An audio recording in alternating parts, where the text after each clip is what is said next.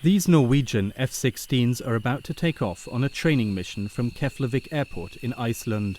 They're taking part in the IcelandAirMeet2014.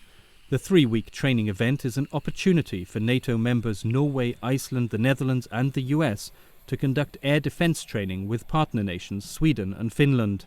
It's the first time Finnish F-18 Hornets and Swedish Gripens have been deployed to Iceland. Today we went out to protect an area, so we call it defensive counter-air. So we have a defined airspace that we cannot let any unfriendly aircraft pass through. So we were 2 F-16s from Norway cooperating with the 2 Gripens from Sweden, and we were supposed to defend this area for a certain amount of time. And we had 4 Hornets from Finland simulating the enemy that were trying to penetrate this airspace. The 3-week training event is aimed at increasing the interoperability between NATO and its partners in the context of the Nordic defence cooperation. Partnership does matter. We saw that in Libya. The Swedes were also participating in the Libya operation. And the fact that we have trained together just adds on, and you're sure you trust your partners as much as you trust your allies.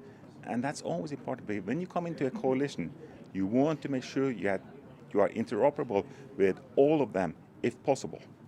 West Charlie will be cancelled. The training is conducted following NATO procedures. On the ground, fighter controllers from different nations cooperate to guide the aircraft. Another capability worth sharing is the air-to-air refueling, carried out by American and Dutch tankers. But the biggest takeaway for pilots is the opportunity to train together with different types of aircraft and learn from each other in the debrief.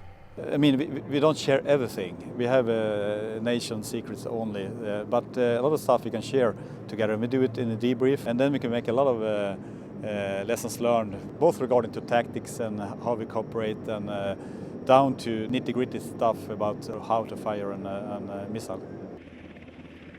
While the jets are up in the air, this Finnish NH-90 helicopter is on standby for search and rescue. We have promised 15 minutes, so 15 minutes alert status, and that's because of the sea water is very cold, and if there is pilots in distress, they have had to jump or eject. That's why we have to be as fast as possible to be in that place. The Finnish aircrew must be able to rescue people in unfamiliar environments and work with different nations.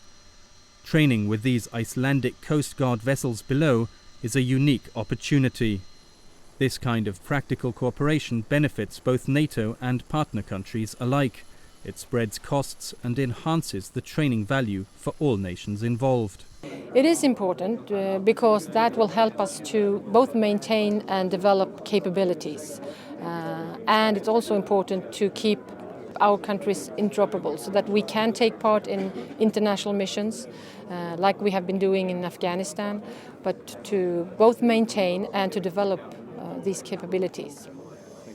I'm Mike Mühlberger reporting for the NATO channel from Iceland.